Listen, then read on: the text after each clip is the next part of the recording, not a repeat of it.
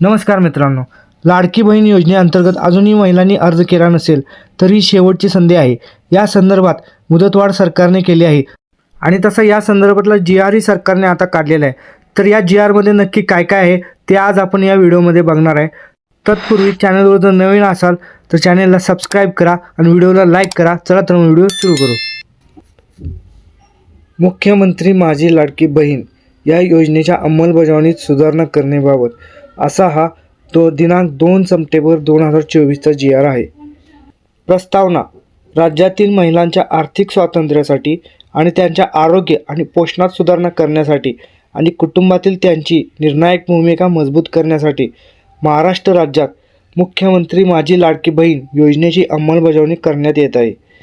शासन निर्णय दिनांक 3/7/2024 मधील परिच्छेद ड मध्ये सदर योजनेत आता दिनांक 31/8/2024 पर्यंत लाभार्थी महिलांना अर्ज करता येईल.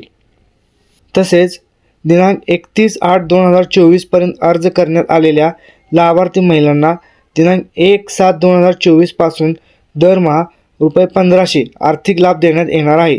या मोहिमेअंतर्गत नोंदणीबाबतच्या कार्यवाही संदर्भात वेळोवेळी आवश्यक त्या सूचना देण्यात येतील असे स्पष्ट करण्यात आले आहे. त्यानुसार या योजनेअंतर्गत लाभार्थी महिलांना दिनांक 31/8/2024 नंतर नोंदणी करण्यास मुभा देण्याची बाब शासनाच्या विचाराधीन होती. आता आपण शासन निर्णय काय आहे तो बघूया. शासन निर्णय: मुख्यमंत्री माझी लाडकी बहीण या योजनेअंतर्गत राज्यातील सर्व पात्र महिला लाभार्थ्यांना माहे सप्टेंबर 2024 मध्ये या योजनेअंतर्गत नोंदणी सुरू ठेवण्यास मान्यता देण्यात येत आहे.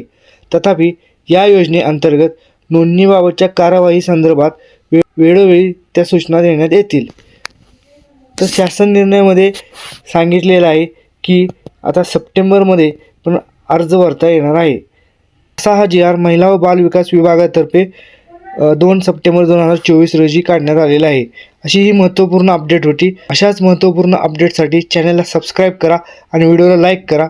धन्यवाद.